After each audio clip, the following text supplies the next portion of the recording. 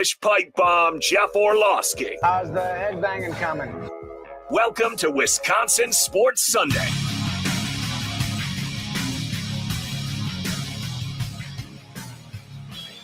All right. Happy Father's Day, everyone. Welcome in. It's a Wisconsin Sports Sunday here on The Game. Don Wachillis along with the Professor Dan Underberg, the Polish Pipe Bomb Jeff Orlowski on the ones and twos as we make our way through the next couple of hours on, again, this Father's Day.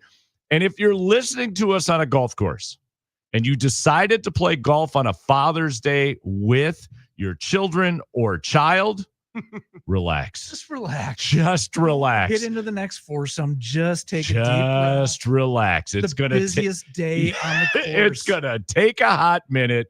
Just relax and enjoy the time with your child. Now, if you went out today to be competitive, that's on you. Yeah, that's just on you. Totally. I don't know what else to say, but if you're out there with your son, your daughter, however it plays out, just relax, enjoy the time, the experience, and hopefully you block 6-7 hours, whatever it takes to make it through those 18 holes. Be good to the people that are working the course. Be Absolutely. good to the people that are working the food and beverage. Just yeah, deep breath. Yes. You know, if they don't have your Coke, they'll go back and get one.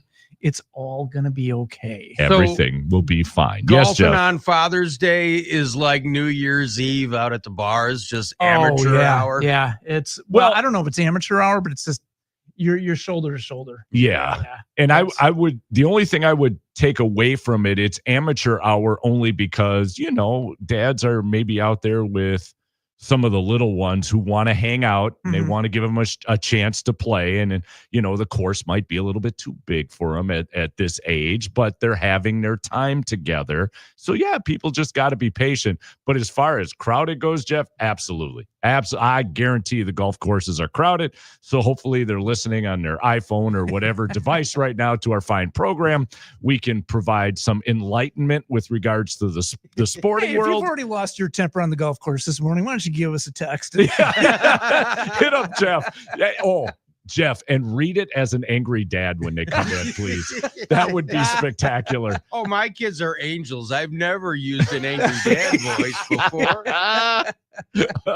And on that note, before the lightning strikes the studio, we'll continue. We're going to talk some football news here in the first segment. We'll get into the U.S. Open and golf coming up a little bit later because we were talking about this, Dan, off the air. But to see the best of the best struggle on that course just outside of Pittsburgh, I couldn't ask for anything better. To watch guys have to maneuver through rough that's past their ankles and try to figure out how to hit a shot. Now, I'm trying to hit those shots from the fairway that once in a million I do find it. But to see the guys struggle to not look at a leaderboard that sits at 22 under, I'm all in. I'm all in. So am I. Yeah, welcome to my world. You're just walking around, walking through the rough, looking for your ball. You can't find it. You had a bunch of ball spotters out there. They're like, I don't know. And that's the only thing. I wish I could hire somebody on a weekly basis that would go, I don't know, 175 yards and have one of those little white flags so that when it deviates, I can know exactly where the ball is and give the kid $25, every week to just pop the flag in and there's where your ball is, Wachillis. Okay. Thank you very much. All right. A little bit later, we'll talk NBA playoffs, the NHL playoffs also going on. Hunter Baumgart's going to join us from American Family Field, coming up in the top of the next hour.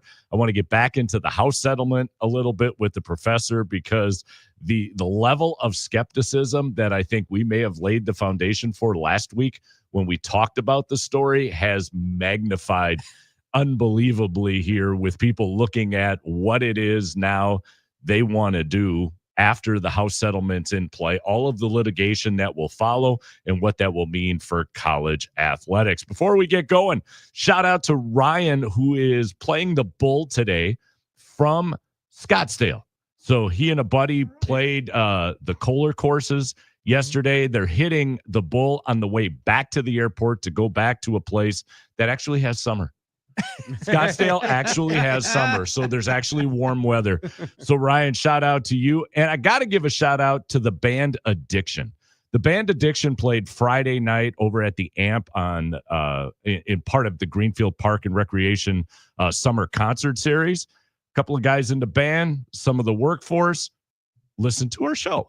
Nice. They were listening to our show. So congratulations to us for actually having somebody listen to our fine program. That's awesome. Are they a cover band or is it originals? It's a cover band. And it would have been right up your alley, Pipe Bomb. Oh, yeah? They playing some Slayer and stuff? Well, I don't know if they went that deep, but it would have been something I think you would have sat back with a beverage and actually enjoyed. Love it. Yeah, Love absolutely. It. So Good shout morning out. addiction. Yeah. I don't know if that sounded right the way you phrased that. But on this Father's Day, let's get into some football because I'm told if we don't talk football, we may be taken off the air. So let's get into the fact that the Packers, the Lions, you go right down the list of all the NFL teams are now in hiatus. They get 5 weeks of vacation now before camp starts. And it's crazy to think, Dan, when I look at some social media feeds, even at the college level, they're like, got so many Saturdays now until, game 1 kicks off, or so many Sundays until we're back at it. You get these 5 weeks. You got to believe those players got to go someplace and just get away, because in 5 weeks, the grind starts for real. The pressure amps up, obviously. And it's got to be a time where, listen, I just need to get away. I want a palm tree. I want some sand. I want an umbrella in my drink. And then when I come back, it's time to get back to business. Probably, yeah. And I don't blame them. It is a grind. You hear about that every year, about how difficult that football season is. And even to that point of getting away for 5 weeks, you think about their time is still being called upon. And a lot of these guys have, different types of foundations that they're running. And this is this time of the year when they can have their charity softball games or do stuff like that, or they're doing some type of other event. So, it's give them their 5 weeks where they're not the focus of attention. That's absolutely fine. Couple of notes though with regards to the Packers coming out of the mini camp, and the one line I saw, and this was on Cheesehead TV, that I thought was the best, because Bo Melton got some reps at defensive back. We talked about the fact Jair Alexander, Pipe Bomb, left to greener pastures. We'll see what those greener pastures are and who decides to give him a chance. Somebody Until will. They invent Greener Bay, there's no more green. There's no greener pastures. I love that. Look at Pipe Bomb coming up with another T-shirt on Father's Day. Nice job. But it read like this: relax. Bo Melton isn't Jair Alexander's replacement. They're in shorts and a helmet, and that's the one thing about all of the mini camps, not just what's happening in Green Bay, because we know the NFL leads the pack when it comes to, see what I did there? Pro sports. What was not Greener Bay? Okay. All right. God. There's a new level of success. It's Father's Day. Can you give some slack here? Playing the role of your daughter. But the fact that they're in shorts, they're in helmets, that's what has to be kept in mind. We talked about it a little bit last week, 7+ days ago, that, we get so excited about the draft picks that come in, or guys that are coming back from injury. Everybody looks ripped, athletic. Everybody's in shape. Everybody's having a good time. Everybody's running 4.5, 4.40s. All good. Don't get me wrong. The last thing you want is an injury coming out of one of those mini camps that could affect you as the season begins. But these guys are pro athletes. Take a step back. It's great they're together. It's great we get to kind of see, the rookies come in and see how they meld with some of the veterans. But it's T-shirt, shorts, and a helmet. We're not at football speed yet. Yeah, there's this is the time of year. Nothing to see here, and I hope they enjoy their 5 weeks. This is, it's funny. School gets out for the summer. Mm-hmm. Everybody's graduating, or, they're looking forward to another hellacious year. And now it's like high school drama season. Like you said with Cheesehead TV, he's not Jair's replay. Everybody just runs with drama left and right. Yep. Just do a 5-week vacation, nothing NFL. It's not their it's time. A cleanse. Yes. cleanse. Yay, there we go. Wow. Yes, it's a great way Yeah. of saying It'll it. never fly here, but it could be a cleanse. Well, I don't think it flies anywhere, to be honest True, with you, that's because you watch the 4-Letter Network or you watch Fox Sports or us here or any sport talk radio across the country. Florida football wins. Is talking NFL. Even when they're in the midst of a 5-week hiatus, something is going to arise where somebody stubbed their toe on the golf course, and it'll be breaking news on the banner underneath that everybody then will talk about. There is one room, Dan, however, within the Packer locker room right now, I'll say it that way, that I think is worth keeping an eye on, and that's the receiver room. Obviously, we drafted a couple of receivers for the first time in seemingly forever, which made news in and of itself. We brought in a couple of free agents. You know, we've got the Jaden Reeds and Romeo Dobbs already in place. There's going to be somebody, I think, that's outside looking in. We know Christian Watson's not going to be ready, so we can't even throw him into the mix. But the one positive note for me right now is that you have a ton of people in that receiver room that could potentially produce. And to have to make if you're Brian Gutekunst and you have to make the tough decision about who eventually you may have to let go, meaning everybody is performing at a high level, that's a nice problem to have. It's a nice problem to have unless you're in that room, right? Unless you're, sure, it's yes. The idea of, you hear this every year from every camp that, competition is great in camp. That's going to make our guys better. We want to have a iron sharpens camp. iron, Dan. No, absolutely. So you hear that a lot, but when you look at a wide receiver room, particularly, it's there are only so many balls you can catch in a game, only so many balls you can catch during camp, where you can have time with the number ones and doing all that. So, how you perform, outside of game-like situations, but drills and things like that are going to be so important for this group of receivers right now. Jeff, for me, the one name to start keeping an eye on, again, way too early, but what the heck? We got a couple hours to fill. Mecole Hardman, the free agent that we brought in, who spent a few years with Kansas City before joining the Green Bay Packers, and only because, yes, he runs a 4.33 40. Great. A lot of guys do, but he's a return specialist. And we've talked ad nausea at times about the special teams of this Green Bay Packers organization, so to speak, and having somebody who can be a return specialist, who maybe now you don't have to rely on Jaden Reed or, some of the other guys that we've placed back there in hopes of igniting something. You may have a guy who can be your return specialist and fill a void at times through the season at the receiver spot as well. Yeah, this kind of seems like a wash, rinse, repeat type thing. We always get so excited when we get a new quote-unquote return specialist because we all hope that they weren't as bad as the last guy. Because, when's the last good one we had? Desmond Howard. So, True. That's the way back machine, yeah. And I guess, death taxes and the NFL tweaking special teams rules, those are the three things that are always going to happen.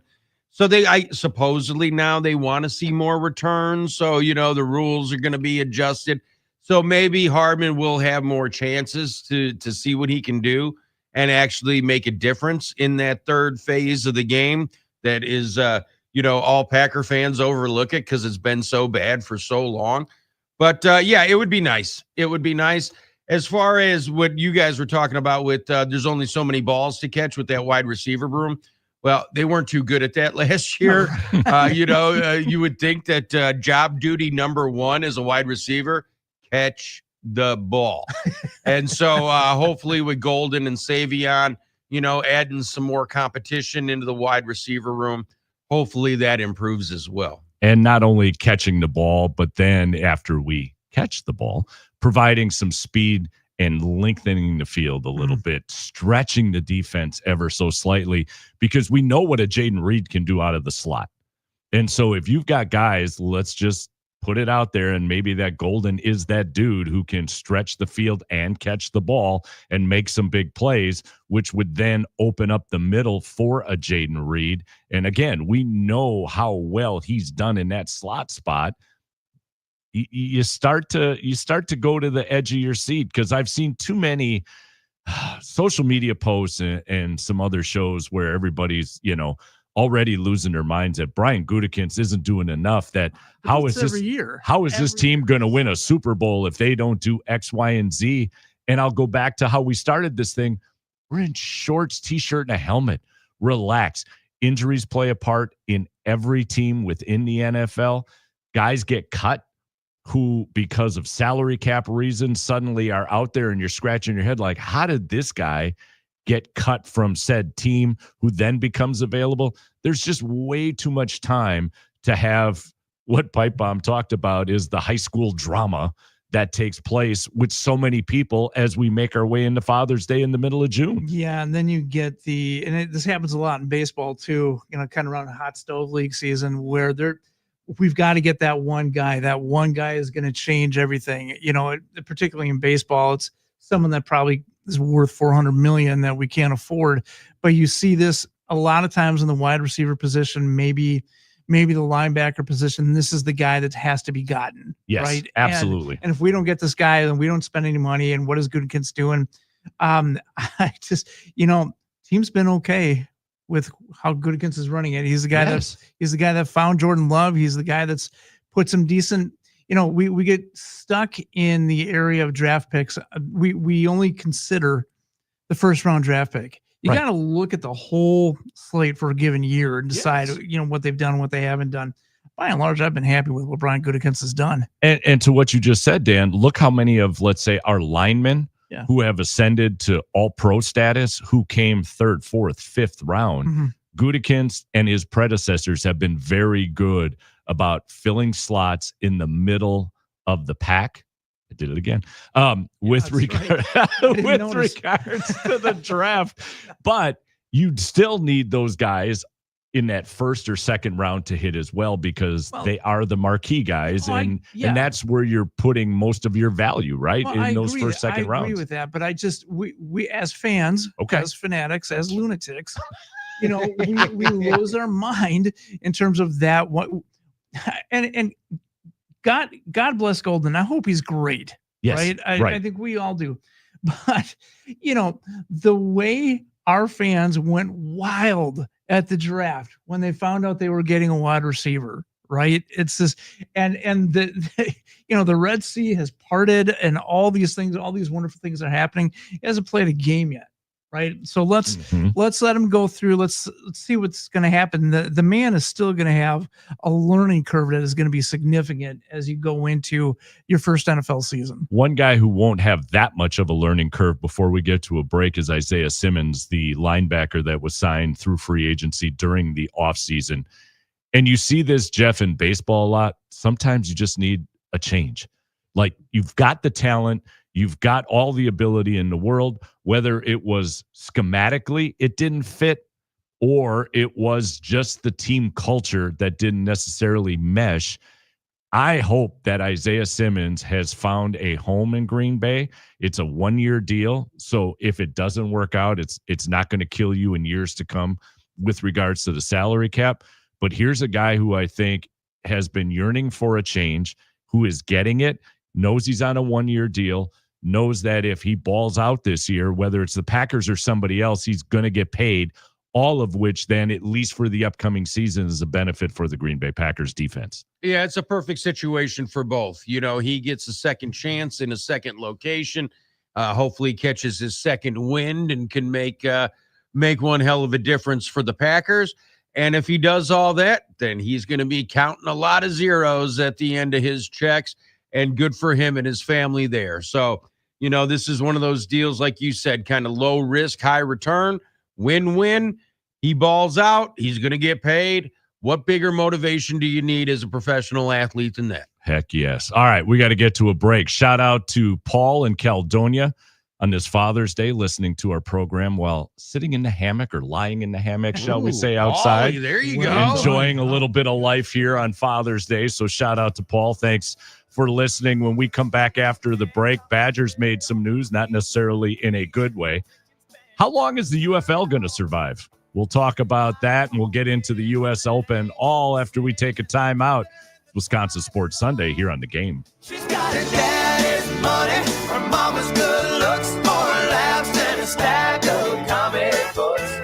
on Packers Prime, an instant classic as Jordan Love returns to his native Southern California and comes away with a big 2024 win. Right wing, left side, Tucker Kraft wide open, left sideline, 40, 30, 25, 20, all the way to the end zone for the touchdown. Tucker Kraft tight-ripping the left sideline to the end zone, and the Packers into the lead. Packers Prime, Sunday at noon on your home for Packers football, 97.3 The Game. Our iHeartRadio Music Festival, presented by Capital One, is coming back to Las Vegas. September 19th and 20th, streaming live only on Hulu. And you can be there For a weekend full of superstar performances, never-before-seen collaborations, and once-in-a-lifetime artist moments you'll have to see to believe. Tickets are on sale now at AXS.com. Get your tickets today at AXS.com. And we'll see you at our 2025 iHeartRadio Music Festival. Presented by Capital One. The NBC Nightly News. Legacy isn't handed down. Or NBC News. I'm Tom Brokaw. We hope to see you back here. I'm Lester Holt. It's carried forward. Tom Yamas is there for us. Firefighters are still working around the clock. As the world changes, we look for what endures. We are coming on the air with breaking news right now. We look for a constant. And from one era to the next, trust is the anchor. For NBC Nightly News, I'm Tom Yamas. A new chapter begins. NBC Nightly News with Tom Yamas. Evenings on NBC. Thy ticket, Lady Jennifer of Coolidge. Well, many thanks, good sir. Hereeth my Discover card. They accept Discover at Renaissance fairs? Yeah, they do here. Discover is accepted at the places I love to shop. Getteth with the times. With the times? You're playing the lute. Yeah, and it sounds pretty good, right? Discover is accepted at 99% of places that take credit cards nationwide. Based on the February 2024 Nielsen report. Craving a turkey sandwich? Start with Kraft Real Mayonnaise, made with eggs from right here in the Midwest and whipped velvety smooth. Taste the difference in potato salad and tuna casserole too. Kraft Real Mayonnaise. Real good ingredients, real good taste.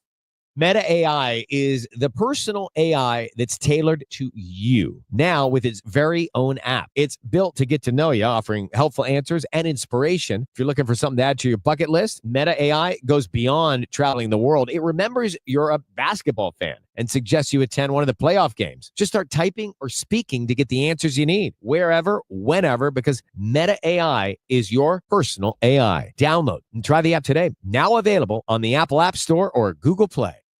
Millions of Americans take medicine like Ozempic and Zepbound. Many of them are overpaying by thousands of dollars a year. These GLP-1 medications for diabetes, weight loss, and more may not always be covered by your insurance, but GoodRx can help. GoodRx helps you save every month on prescriptions at over 70,000 pharmacies nationwide. Best of all, it's free to use. Check GoodRx to save on GLP-1s. Just go to GoodRx.com/GLP. That's GoodRx.com/GLP. GoodRx is not insurance, but can be used instead of insurance, including Medicare and other federal and state-funded programs. The Fox 6 weather experts are presented by AdventKnows.com. Partly sunny skies today with a slight chance of an isolated shower, especially inland away from the lake. Temperatures will be near 80 degrees inland to 70 near the lake with an east wind about 5 to 10 miles an hour. I'm Fox 6 meteorologist Lisa Michaels. This report is sponsored by Rapid Radios. Rapid Radios are instant push-to-talk walkie-talkies offering national LTE coverage and no subscription ever. Perfect for instant contact with an aging parent. For a limited time, go to rapidradios.com and you'll get an extra 60% off, free UPS shipping, and add code radio for an extra 5% off.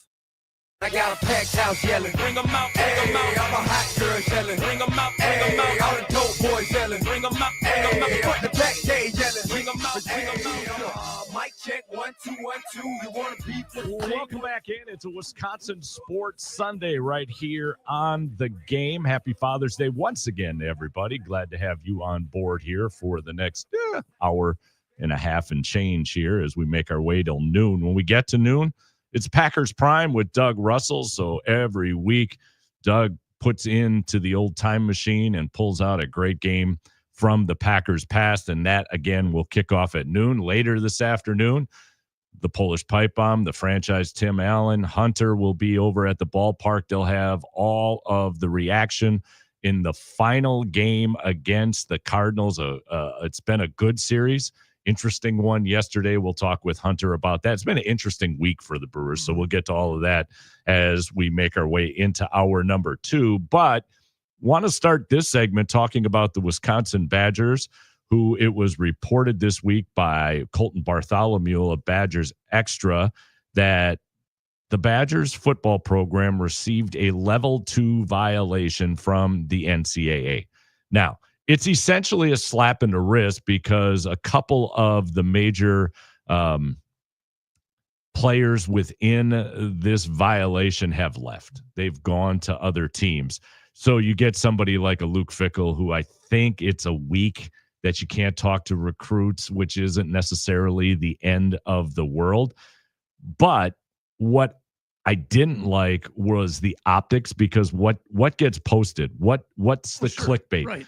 The Badgers NCAA violation, and then once you read through it, you realize it's really not that big of a deal. But for a team, I guess where I'm going is this: for a team that can't really afford any sort of negativity whatsoever, it's wrong time, wrong place for a group that's trying to reestablish themselves within the Big Ten, a group that, many people already are wondering whether or not Luke Fickell's on the hot seat. I think it will depend upon how this season progresses, but it is a schedule that is unbelievably daunting. So then I come back full circle and again say that the fact that there was any sort of negative news, it's just not the time and place to have that thrown up on your computer screen. I hear what you're saying. And yeah, you don't want to have any negative news when you're trying to rebuild a program. At the same time, I think attention being what it is these days, I think this is going to disappear within 24 hours and people are going to forget about it. It's not, it's not a death sentence. It's not a level 1. It's not something that's going to fill, the media hours for days and days to come, where you're having an expose on what's happening within a program. So, okay, it happened. And for anybody that does like to read, like to your point, that you realize it's really not that big of a deal. Absolutely. And I'm not being an apologist for the program, but compared to all the other things that are going on in college football right now, this really is just kind of a non-issue. And I think it's gonna disappear as soon as the next big thing happens in about 24 hours, whatever that's going to be. And the fact that you called it a non-issue, I'm completely with you in that. It's a $25,000 fine. It's 1 year probation. As we noted, there's some elements that were within the program that may still be within the program, where you get a 1 year show cause order where, you can't talk to recruits or whatever. As I said, Coach Fickell, starting today, can't talk to a recruit until June 21st. Okay, again, not the end of the world once you read through those things and realize it's okay, it happened. But the irony of it is, if it happened, let's say last month, it wouldn't even be a penalty. Right. This goes back, a year plus, when the rules and regulations were slightly different. So again, to your point, is it anything to really, delve time into? Not necessarily, other than the fact that I think we need to let people know to relax, calm down. Because if you only, again, read the headline, which happens way too much, way too much in this world of TikTok and social media and everything else, where everybody sees the headline and goes, oh, did you hear? Violation. Badgers are done. They're screwed. They're done. Forget about it. And no Fire one guard. and no one bothers to click and read the story. And to your point again, Dan, to find out it's nothing about nothing. So everybody relax. I just think, again, that the Badgers just can't afford right now any sort of negativity in and around that program. And there are going to be too many people, Jeff, like always, anytime you've got a viewpoint, you're looking for something to support that viewpoint. So if you've got a group out there that believes in the doomsday of this Wisconsin Badger football program, you just added that to your arsenal. Well, yeah. Like you said, you don't need any bad press before they go into this season with that nightmarish schedule, because I'm sure the bad press will be coming by about week 5 anyway, based on results. So, yeah, is this anything? Nothing to see here. This thing is absolutely stupid. But it's never nice to be mentioned, any kind of sanctions or any kind of words like that. But this is ridiculous. All right. So before we get off the football mode, the UFL had their championship yesterday.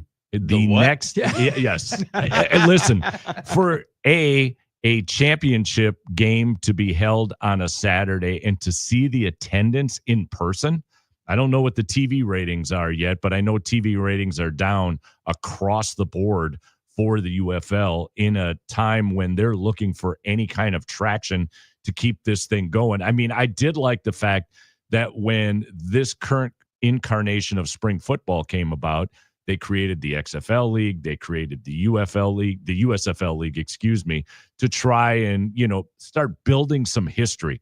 I was okay with that. The football, So I sat down last night, I was telling you during the commercial, and tried. I'm like, it's a championship game. Let's see what this is about. Get me into the mix, because we'll talk about the NHL in the next segment. The NHL, the Stanley Cup, has got me into the fold as far as hockey goes, and I don't understand hockey at all. Like, there are things that happen that are being described, and what? I have no idea what they're talking about. But that's games, how I live every day of my life. But the games have been so good that I've been enthralled to watch. So I sit down last night, turn on the UFL championship game. I'm telling you, there were more people in Florida sitting at the Panther Arena to watch their team play Edmonton on the scoreboard screen that were in that stadium last night for the UFL. Well, there were probably more people at the Arch in St. Louis than actually come. That's true. It just begs me to ask, like, how long can this thing survive? If TV ratings are going down, and they've held ground simply because the four-letter network and Fox and ABC have funneled money into it to have something to show, to have programming, how long is it going to survive if we keep seeing TV ratings drop? Then TVs are being turned off. Obviously, you've got the networks who are going to say, we're not going to invest the way we have, because the advertisers aren't going to invest because nobody's watching. I just don't think spring football, for as many times as we've tried in this country, works. No, I don't think so either. And I understand like the want to keep trying, because we have this insatiable appetite for high level college football and for NFL football, to the point where we're talking about it for 365 days a year, except for the 5 weeks that are coming up, which is not true. But so I understand where there are television executives thinking, hey, we've got to try to find a way to give the public more football. They want more football, but we've become so spoiled to the level that football has that we watch on a regular basis for decades, to the point where we're criticizing the first 2 to 3 games because they're really not at that place yet where they're playing really, really good. And then you see something like the UFL, which is just nowhere near. I mean, it's not near your top games in the SEC. It's not near the top games in any of your top conferences, much less a Panthers Jaguars game. It doesn't work. And the thing, Jeff, too, is even some of the college football games that we'll find ourselves watching on a Saturday, we're watching the game. If we dissect the game itself, it's not necessarily the greatest, but it's a spectacle. It's a packed house. It's everything that's going on. You almost feel compelled to watch, because what you're seeing on that television looks like something unbelievable is happening. When you step back or go to, as they used to say, 30,000 feet and observe it, the football itself may have not been that great, but you're watching a spectacle. When I turned that game on last night, I'd be surprised if they had 2,500 people in St. Louis. And they put it in St. Louis because St. Louis was backing their team throughout the season better than anybody else. So I think they thought, okay, St. Louis wants a football team. They want to re-immerse themselves in the NFL. They'll come out and support.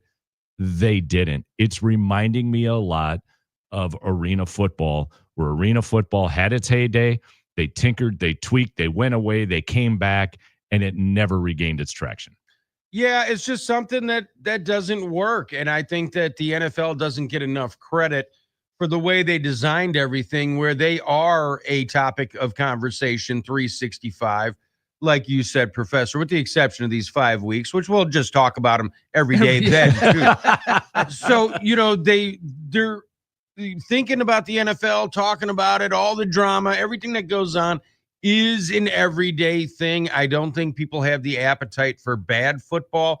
But if your championship draws less people than like a William and Mary football game, you're in trouble, and good luck with that. I would imagine playing reruns of Hogan's Heroes is going to be a lot cheaper than the money that's getting funneled into that crap. Well, and that was it. I'm sitting there watching the game going, Arrowhead, Middleton, you can insert a ton of high schools in the area between southeastern Wisconsin and Madison that draw more people on a Friday night to watch high school football than what the UFL could draw in last night in order to watch their championship game.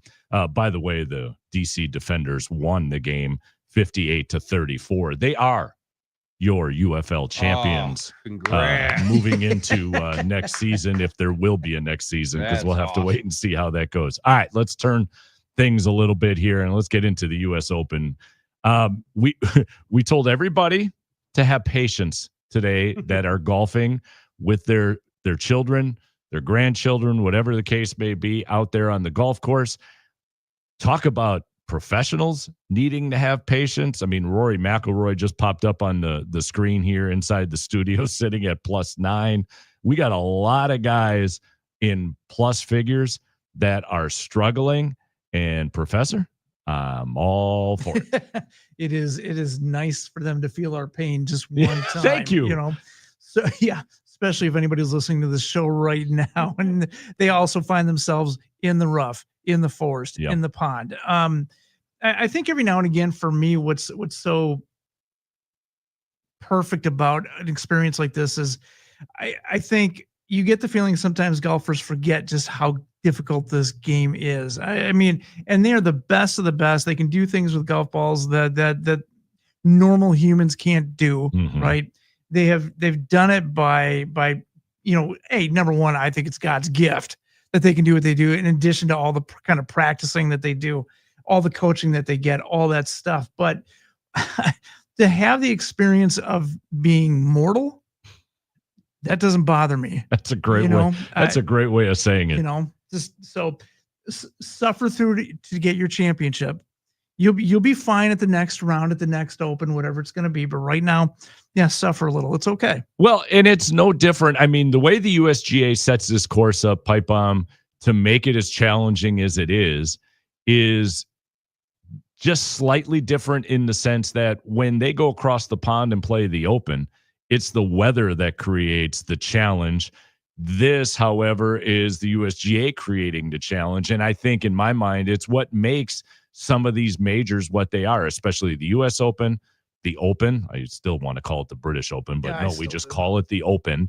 And I'll throw in Augusta just because of the greens and how challenging that can be sometimes to hold.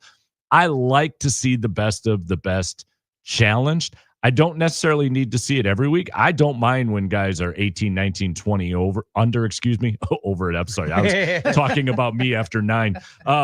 When they're playing, I can mix that in a little bit, but I do, to use Professor's lingo there, I do like to see them be mortal. Yeah, I do too. These are the tournaments I love. I don't like watching a major championship where the winner is 12 or 15 under par. To me, what's major about that? I want to see these guys suffer. I want to see them in mental anguish. I just love that kind of stuff. And, especially with the PGA Championship, some of those courses that they play, the winning score is ridiculous. You're that far under par, and this is considered a major. It's like, it's just, shooting fish in a barrel. Like, come on, man, make it hard. U.S. Open does that. That's why it's my favorite of all 4 of the majors, because so what? Right now, going into the final round, Burns is at 4 under par. So if he's great today, he's going to finish at 6 under. I love that.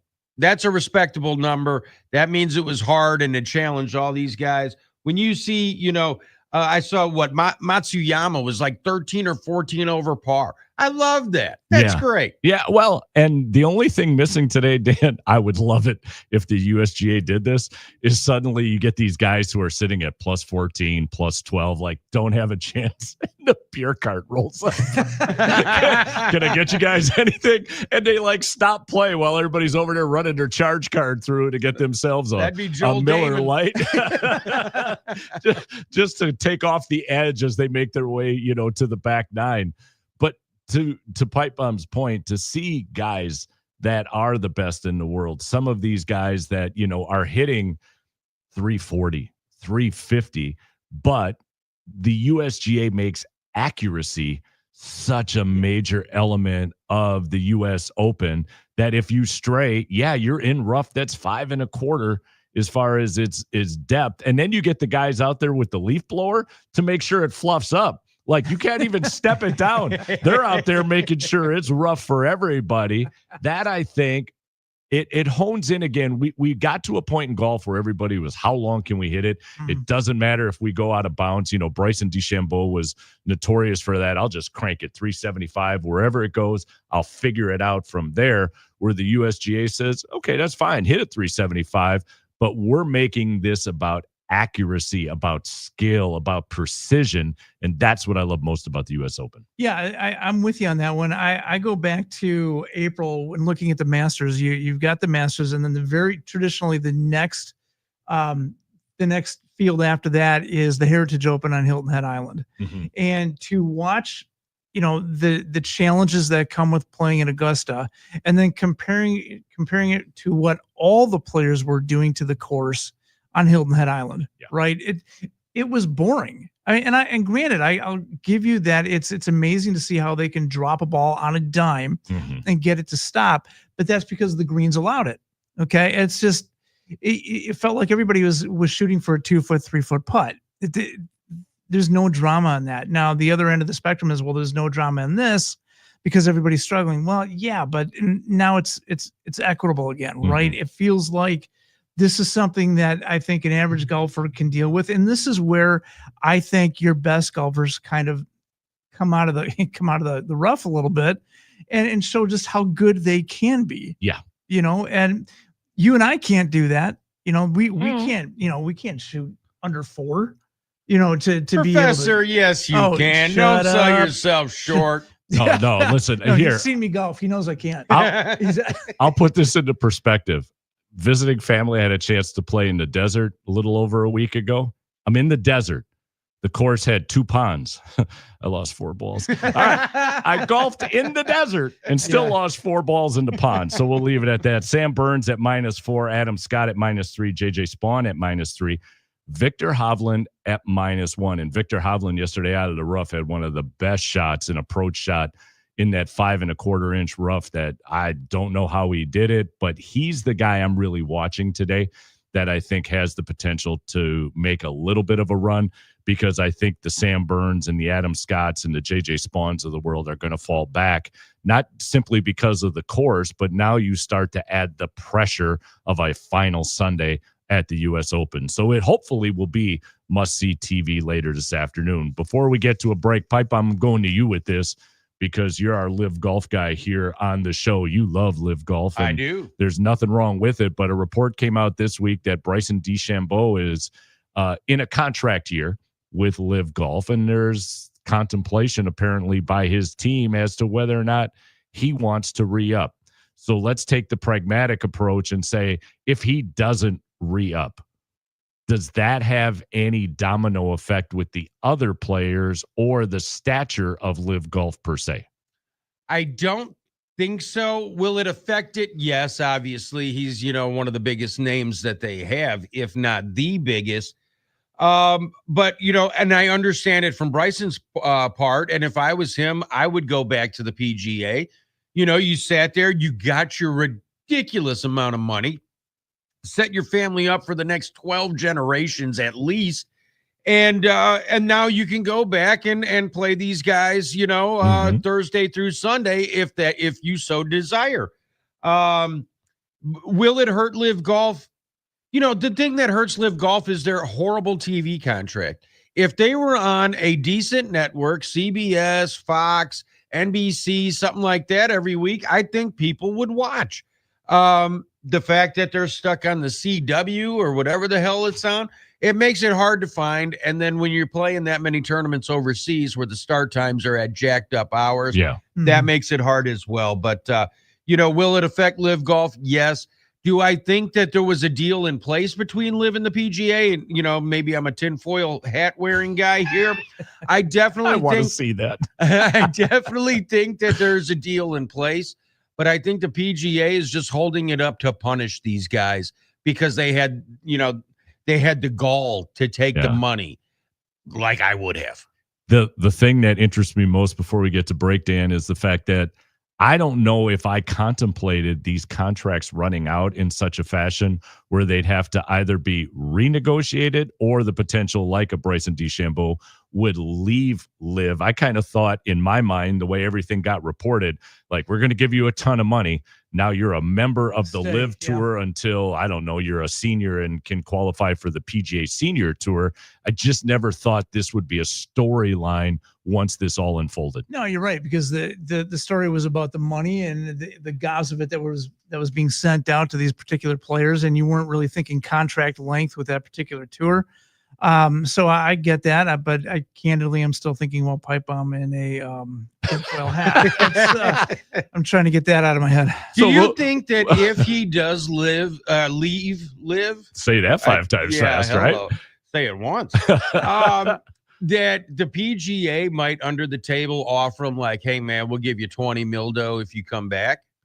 I think the PGA would welcome him with open arms, whatever the financial deal would be. I'm not sure, but I think they would welcome him because, again, it would be something I think the PGA Tour could use to stick to Live, and it would be a PR win for the PGA Tour. I absolutely think they would allow him to come back, which then may open the door for some others. That's what makes this storyline interesting, to see what he'll do, moving forward as his contract begins to wind down and has to renegotiate, and whether or not the Live organization, what the next re-up will be, because I don't think they've ascended to the level they thought they would, right, in offering all that money to bring some of those names in. So I don't know what they're going to offer him as well. I just think it'll be in a fascinating type of situation here as we move throughout the year. I do too. And whether they reunited 3 years ago, tomorrow, or 10 years down the road, I think we all know the PGA Tour is going to come out ahead on this one. Sure. And they're going to, if you're picking winners or losers, the PGA Tour is going to win. The only thing that I hope is that because they're going to end up picking up the W, that they don't forget the good parts of Live, and how they're helping to kind of take the snobbery out of golf. The gloriousness of Augusta, and all this kind of crap. And, you must wear slocks, you uncultured swine. You can't wear shorts on our course. Take some of the snobbery out of that. You get some real people and some more people involved, and hopefully excited about the game of golf. And Dan, to his point, I mean, the NFL has quietly taken elements from the old XFL that we were just talking about to incorporate. So you don't have to necessarily, make headlines like, we're going to grab this from Live, we're going to grab that. If you quietly do it, people are going to realize it, and you can do it in such a fashion in which, in this case, the PGA Tour still saves face. It does, but I'm going back to what Pipe Bomb said. And, if I think people watch the PGA because, the PGA will never say this, but snobbery is part of the brand. Yeah, it is. It's part of the thing that distinguishes it from, other levels of golf or other sports. Candidly, I mean, maybe tennis is the next, like Wimbledon. They're wearing suits and ties when they're watching that thing. So I wonder if the PGA loosens the grasp of what it means to be on the PGA and what you can wear, the socks you can wear and all that. Do they lose a little bit of what the PGA is? Look, I will never be PGA level golf. I can't remember the last time I worn anything but shorts when I golf, and it doesn't. I don't care what I watch, but I think for a lot of people that is part of the brand, is that expectation of these visual standards. And so if the PGA does decide to take on some of that, they're going to have to be very particular about what they're going to do and how they're going to kind of work that in a little bit. Yeah, there's got to be a limit on what you tweak, because like you remember flying on an airplane way back in the day, people would be wearing their Sunday best, and now people are wearing pajamas and going barefoot, so it swung from one extreme to the other. If you could just find that happy median, which is so hard to in today's society. Very good. So let's get to a quick break. When we come back, we'll hit trending. It'll be brief to the point, but that's okay because we're going to talk NBA, NHL, and we'll do so after the break. It's Wisconsin Sports Sunday here on The Game.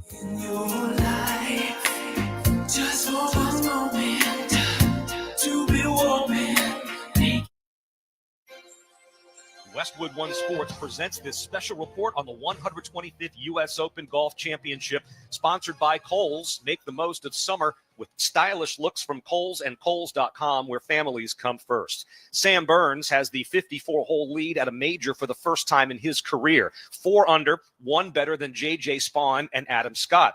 Burns leads the field in strokes gained approach this week. Spawn is number 1 in strokes gained putting. Adam Scott, meanwhile, is the only player in the field without an over par round, and the only player besides those 3 who is under par for the week at this 125th U.S. Open Championship at Oakmont Country Club is Victor Hovland. He is 1 under par. Carlos Ortiz right behind him at even par. The final twosome going off a little earlier on Sunday than they did on Saturday, 2:15 p.m. Eastern. With this U.S. Open report, I'm Whit Watson. If there's one thing we know about dads, it's that they're not easy to shop for. Enter Kohl's. They've got everything from Nike golf gear to his favorite Levi's jeans. And you can save 20% on other finds like Flex Athleisure and Izod workwear. So if you're not sure what to get dad for Father's Day, you know where to go. Shop Kohl's now. Select styles. Offer ends June 15th. Some exclusions apply. Coupons do not apply to Nike and Levi's. See store at Kohl's.com for details. Craftsman Days are here at Lowe's with big savings on the tools you need. Save $100 on the Craftsman V20 6-tool power tool combo kit, now at $199. No matter what the project is, Craftsman's high-quality, high-performance products empower you to build on. Stop by your nearest Lowe's store and check out the full line of Craftsman tools today. Valid through 6/18 while supplies last. Selection varies by location. Thy ticket, Lady Jennifer of Coolidge. Well, many thanks, good sir. Hereeth my Discover card.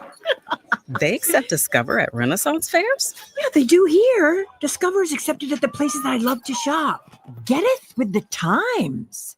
With the times? You're playing the lute. Yeah, and it sounds pretty good, right? Discover is accepted at 99% of places that take credit cards nationwide. Based on the February 2024 Nielsen report. Craving a turkey sandwich? Start with Kraft Real Mayonnaise, made with eggs from right here in the Midwest and whipped velvety smooth. Taste the difference in potato salad and tuna casserole too. Kraft Real Mayonnaise. Real good ingredients, real good taste. A lot of law firms claim to be experts at handling injury cases that involve large trucks. But handling one trucking case does not make you an expert on the subject. Experience matters in these cases. One local firm has handled 25 trucking cases which resulted in payments over $1 million each, and hundreds of others as well. Because Wisconsinites know who to call when it's a must-win scenario. They call Habish, Habish & Rotier. National reputation, hometown service. An unsuspecting driver at a Milwaukee barbershop. I got an apprentice here shadowing me. I'll put this out towel on, man, for a good 3 minutes, all right? The apprentice is Donald Driver. So when you come here, you drive? Yes. Your car got seatbelts? Yeah. You wear them? No. Okay, but why not? I don't want to. But do you know you can get a ticket for that? Mm-hmm. I'm going to give you a ticket. Bet you wish you buckle up now. Oh, my God. Donald Driver can't always be there to remind you. Take it, click it. There we go. Click it or ticket. And let's reduce fatalities on Wisconsin roadways. Sponsored by Wisconsin DOT. Meta AI is the personal AI that's tailored to you. Now with its very own app. It's built to get to know you, offering helpful answers and inspiration. If you're looking for something to add to your bucket list, Meta AI goes beyond traveling the world. It remembers you're a basketball fan and suggests you attend one of the playoff games. Just start typing or speaking to get the answers you need, wherever, whenever, because Meta AI is your personal AI. Download and try the app today. Now available on the Apple App Store or Google Play. Father's Day is Sunday, and if you haven't found a gift yet, don't panic. Just come to Macy's Father's Day sale for gifts that'll make Dad say, this is perfect. Shop designer polos from Lacoste and Tommy Hilfiger, 30 to 50% off. Watches from Citizen and Bulova, 30% off. Fragrance gift sets, boxed and ready to give. Even a 36-piece Cuisinart grill set, now half off. Hurry in. Father's Day is this Sunday, and this sale is happening now at Macy's. Savings off already reduced prices. Exclusions apply. Thy ticket, Lady Jennifer of Coolidge. Well, many thanks, good sir. Hereeth my Discover card. They accept Discover at Renaissance fairs? Yeah, they do here. Discover is accepted at the places that I love to shop. Getteth with the times. With the times? You're playing the lute. Yeah, and it sounds pretty good, right? Discover is accepted at 99% of places that take credit cards nationwide. Based on the February 2024 Nielsen report. Here at the Almond Joy Factory, where tropical vibes abound, we use soft, fresh-tasting coconut. The crunchiest almonds and delicious chocolate candy. Ah, but do you know what our most important ingredient is? Sometimes you feel like a nut. Sometimes you don't. Almond Joy's got nuts and something even way better than that. Yes, Almond Joy is made with almonds and joy. Now at Verizon, we have some big news for your peace of mind. For all our customers, existing and new, we're locking in low prices for 3 years guaranteed on My Plan and My Home. That's future you peace of mind. And everyone can save on a brand new phone on My Plan when you trade in any phone from one of our top brands. That's new phone peace of mind. Because at Verizon, whether you're already a customer or you're just joining us, we got you. Visit Verizon today. Price guarantee applies to then current base monthly rate. Additional terms and conditions apply for all offers. Rapid Radios are instant push-to-talk walkie-talkies offering national LTE coverage and no subscription ever. A great alternative to a mobile phone for your kids. For a limited time, go to rapidradios.com and you'll get 60% off. Free UPS shipping. Add code radio and get an extra 5% off.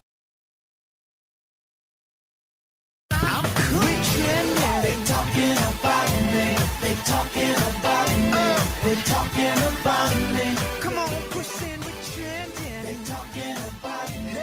They're talking about me. They're talking about me. Come again, we trending. They're talking about trending. They're talking about me.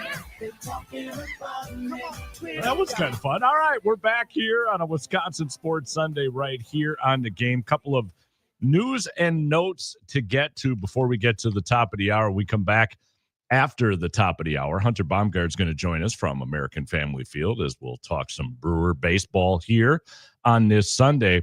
But next week, Indy is back at Road America. So hopefully we'll have some interviews throughout the week that we can bring to you for next week prior to the race.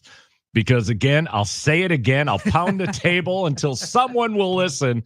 Somehow we got to have something like a Badger Cup where we have a point system between the Road America race. They'll be back here in August to race at the mile. Again, to build a little something extra into the mix that would differentiate us from other races throughout the season. We'll never, please don't mistake me. I know we're never going to be the Indy 500, but if you could find a way through some sort of point system to meld Road America and the Milwaukee Mile together to create a state championship or however you want to phrase it, again, I think it differentiates us. I think it creates a little more hype. It creates a little more enthusiasm, which generates the advertising dollars. I think it would do so as far as the television broadcast goes. So a couple of sleeves of golf balls for Dan and I and Jeff, and I think we'll be okay. That's all we need, because we need something more to put in those ponds. Well, I lost 4 the other week. Yeah. No, I agree. It's and it's again a way for racing to get more traction in the state. It's interesting to me with the popularity of F1, the way it's been boosted on social, the way it's been boosted on streaming channels. It doesn't really feel like open wheel racing has really recovered what it was 80s, 70s, and kind of that era, right? We haven't gotten back to that yet. And I know they've had success at Road America. It's good that it's coming back to kind of the original track here in West Dallas, but kids would call that the OG. The OG. Yeah, there you go. Right. Okay. Well, it even sounded wrong coming out of my mouth.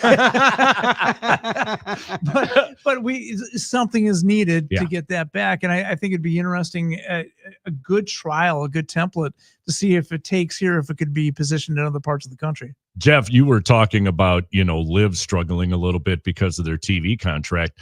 I think Indy has seen a bit of an upswing because of the fact that Fox has put them on, air quote, the major network every single race, where over the last few years, when it was on NBC, is it on NBC? Is it on USA? Is it on Peacock? Again, that whole searching thing, like we talked about with NASCAR now moving to Amazon Prime, now knowing that every single race is on Fox, I think is again started to build a little momentum, Professor, to get it back, maybe not to what it was in its heyday, but certainly in a much better position than it was, let's say, over the last decade. Yeah, it helps 100% for sure. The problem that I have with IndyCar is that their races are so infrequent, where they'll run 1 week and then have 3 or 4, 3 weeks off and then run again. Where, NASCAR, you can set your schedule every Sunday they're running, with the exception, every, Saturday night here and there thrown in. But for the most part, it's every Sunday. I think people like that consistency, where they can kind of set their watch to it. Oh, it's Sunday. That means NASCAR's on. And then with IndyCar, it's kind of tougher because, are they running this week? Oh, not for another 2 weeks. And then, 2 weeks you forget. So right. That they've got to figure something out with that. But yeah, it's good for them. And, what's good for IndyCar racing is good for all racing.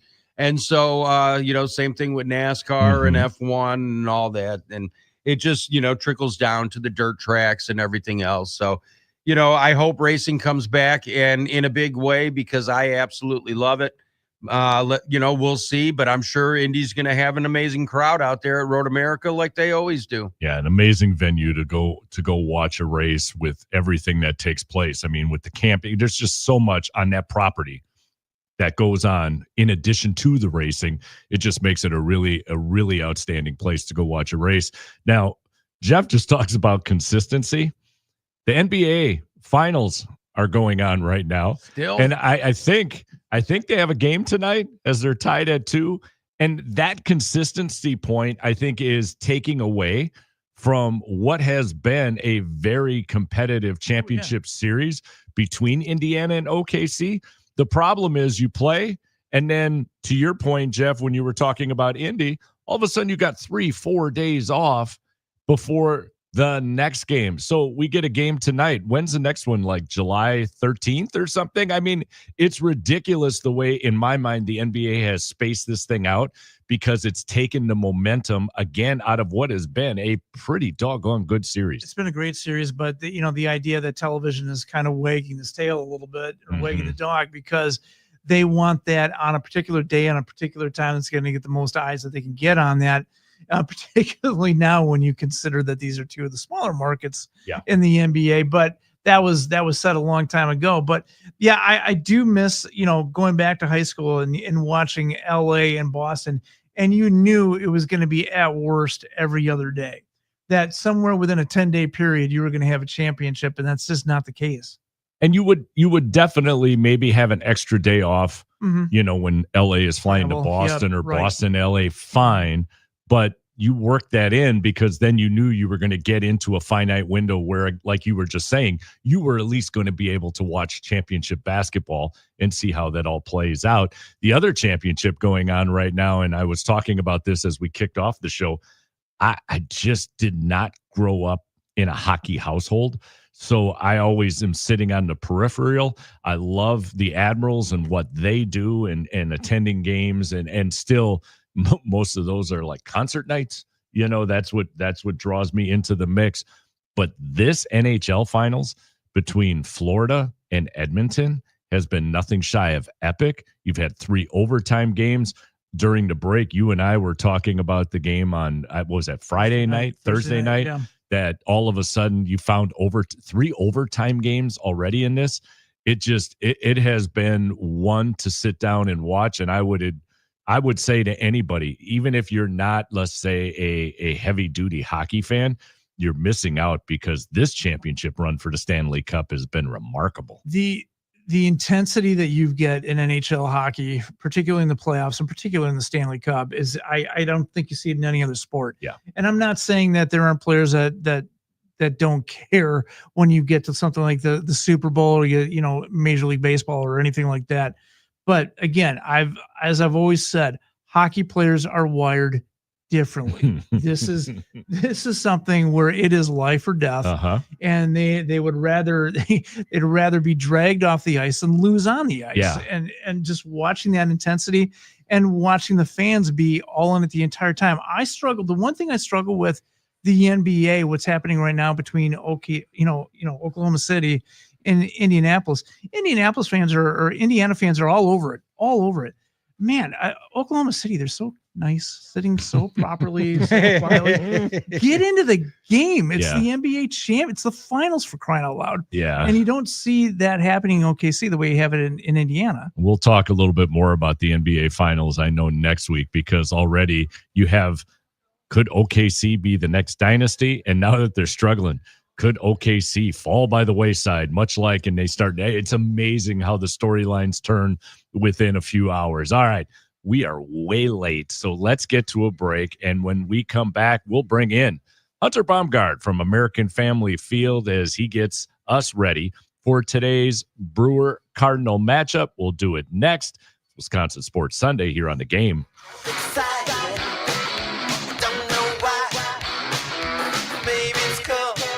The NBC Nightly News. Legacy isn't handed down. For NBC News, I'm Tom Brokaw. We hope to see you back here. I'm Lester Holt. It's carried forward.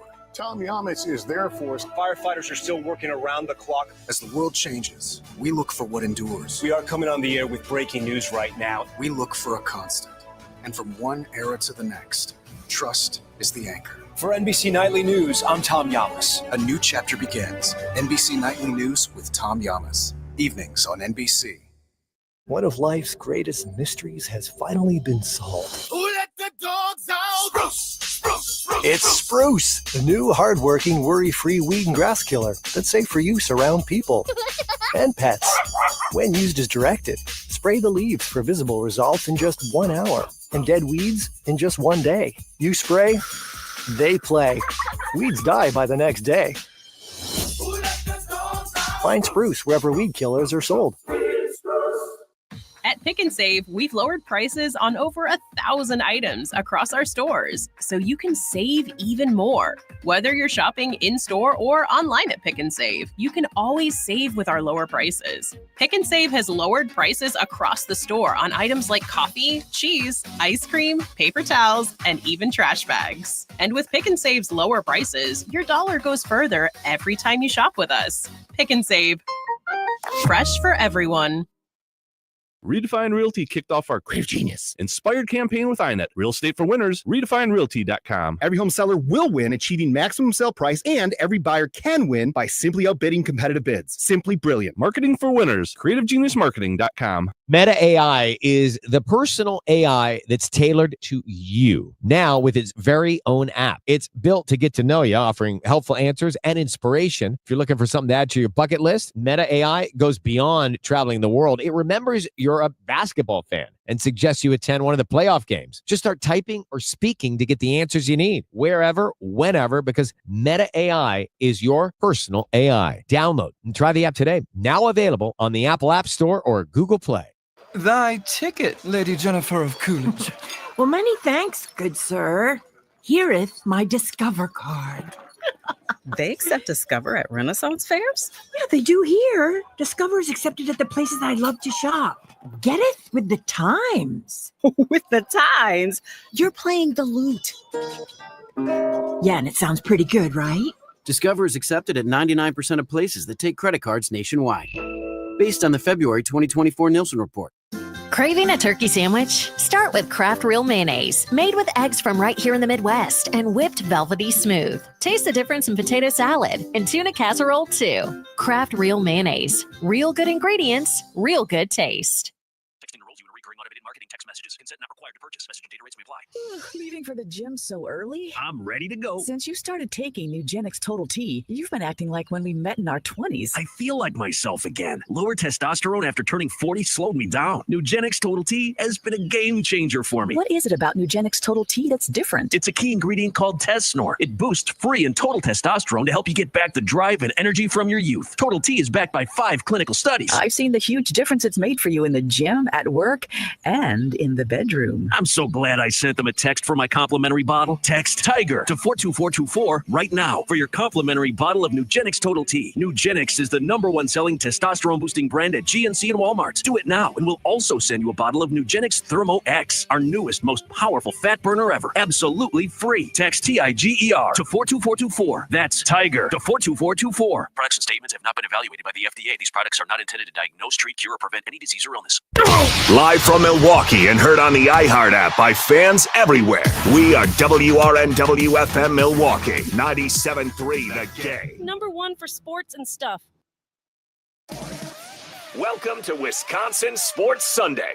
If it's happening here, these guys are talking about it. Who are you guys? Don Wachillis. That's right. The Professor Dan Underberg. What if circumstances magnified one of them in size and strength?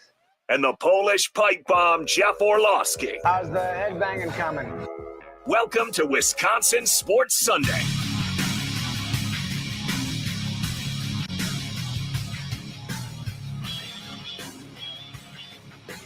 All right, welcome back in as we sit in the second hour of Wisconsin Sports Sunday here on Father's Day. Once again, happy Father's Day to everyone. Don Wachillis, along with the Professor Dan Underberg, the Polish pipe bomb Jeff Orlowski on the ones and twos as we jump immediately to the NicoletLaw.com talk and text line and bring in our guy from American Family Field, Hunter Baumgard. Good morning, sir. Good morning. How are you guys? And happy Father's Day to everyone. Well, thank you, Hunter. We appreciate that. Everybody's doing good here in the studio. Before we get into today's game, yesterday's game, I want to go back a few days and talk about Jacob Mizorowski, who got finally called up and had a spectacular first showing in front of the home crowd. And everybody was looking for a nickname for the kid immediately. And I know this will never stick, but I simply refer to him now as B12 because he was like a shot of B12 to that team when they absolutely needed some energy after what took place with the Padres and then the Braves. A definite morale boost to see the way the young man Hunter came in and pitched the way he did. It was awesome. You could feel it in the ballpark that night, that there was just a different feeling, an electric feeling. The players said they felt it. The crowd obviously felt it. You walked off after the first inning to many of the fans standing and applauding. So it was just a different kind of night. And when you take a no-hitter into the 6th inning in your first major league start, it's quite impressive.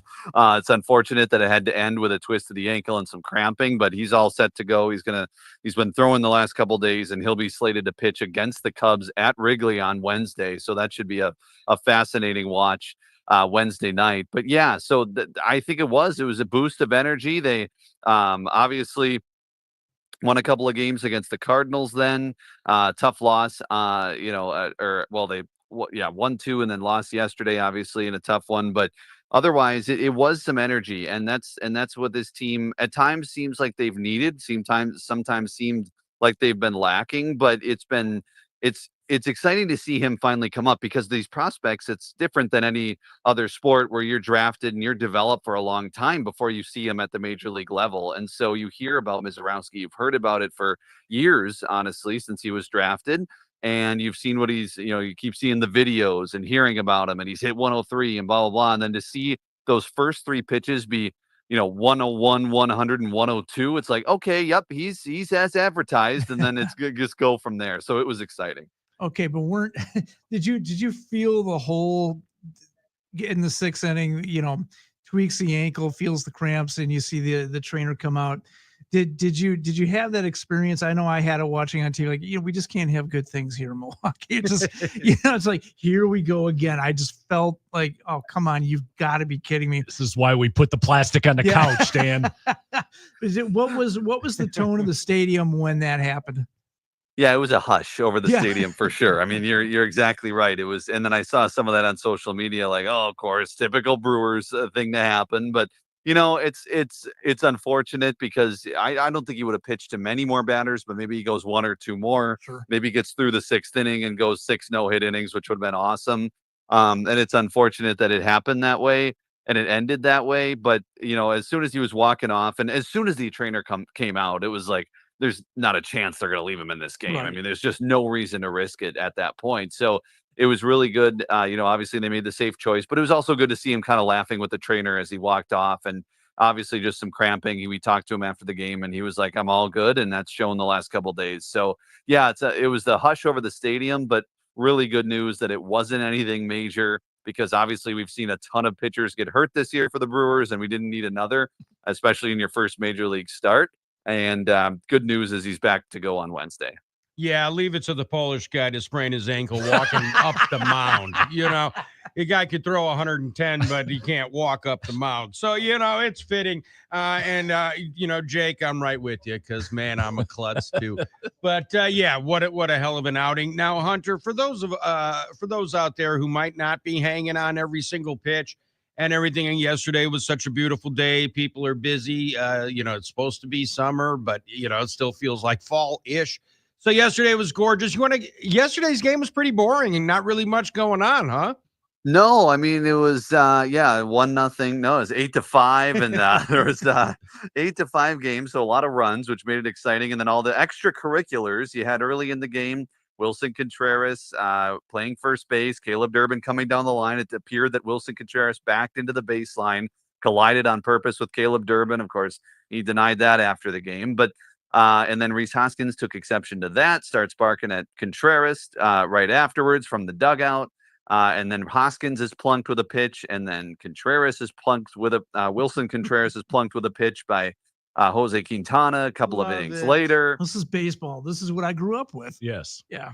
Yeah, it was kind of old time baseball here at the ballpark. And then Jose Quintana, of course, hits Contreras, and Contreras goes and grabs the baseball and hands it back to him. And then we talked to Quintana after the game, and he's like, yeah, he knew I didn't hit him on purpose. And Pat Murphy's like, I don't think anybody was hit on purpose. And Rhys Hoskins is like, no, I don't think I was hit on purpose. And then Wilson Contreras is calling people names in the other clubhouse. So it was just, I don't know what to make heads or tails of it. It obviously looked like it was, if I had to, really put a large sum of betting on it, I would think that that was on purpose. But we shall see how it carries over to today.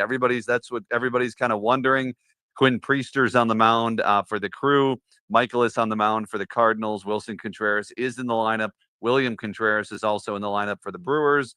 And we'll just kind of see how this all plays out on this Father's Day.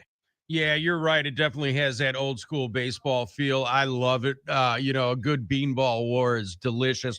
But, like you said, what a difference in how the two supposed veterans, handled it after the game, where Rhys was the old school way. Oh, what were your words with Contreras? Oh, we were just talking about playing first base, and then Wilson, on the other hand, is going out there and swearing and calling guys on the Brewers' names. So, definitely a different side of the coin as far as maturity in the post-game comments there. It sucks that the Brewers lost that game, because the biggest way to stick it to a team, especially one of your two most hated rivals, is to sit there and get the win. But A, do you expect retaliation today? You expect Wilson to get hit again, and B, it seemed like the Brewers had tons and tons of traffic, but just couldn't pick up that big hit yesterday. Yeah, that was the big thing. They left 11 men on base yesterday. I don't think he'll get hit again, but could you see? I don't know. I mean, I feel like maybe there's something subtle. I don't know. Maybe there's something, if he gets on base, some words exchanged between him and Hoskins at the at first base, just considering the post-game comments that were made. But I don't know if first time he comes up, he's going to get beamed again. I really don't think that'll be the case.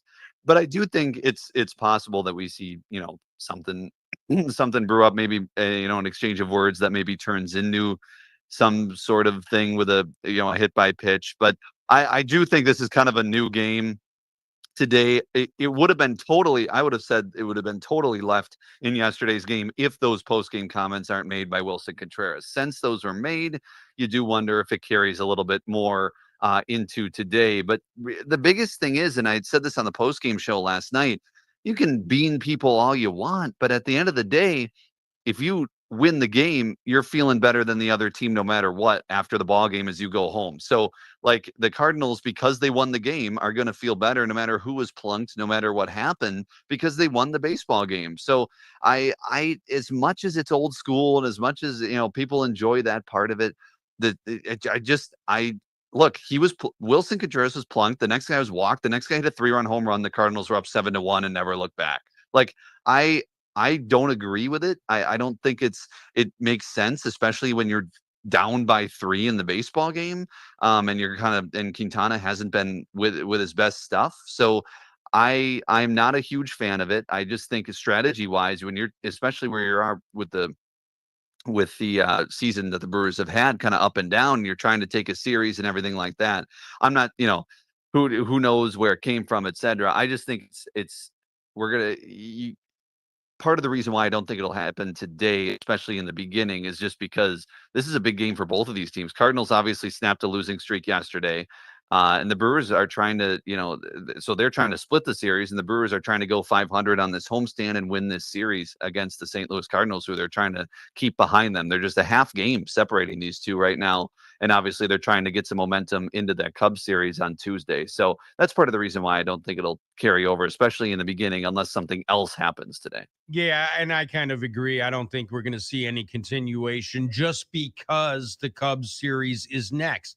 If we had a 3 or 4 game set against Pittsburgh coming out, then I can sit there and see another beanball thing kind of going, because you can afford to get guys suspended for a little bit because you're playing the freaking Pirates, but not when you're going up against a team that you're chasing in the standings. Last one here for me before I turn it over to the baseball geniuses on the other side of the glass here. Christian Yelich is now hitting worse than Isaac Collins. And we've seen Yelich in spurts, and he looks like old Yelich. And when he's raking, man, and he looks great. But when he's struggling, 0 for 5 last night with 3 Ks. I don't know what are we doing? This is rough. Yeah, I got to go back to, and today I got to do it. I got to look at the last 2 weeks, excuse me, since he got hit in the hand, because he was on a tear until he got hit in the hand. And then he was fine, but then re-aggravated it last weekend in a slide. Then he missed a couple games this week.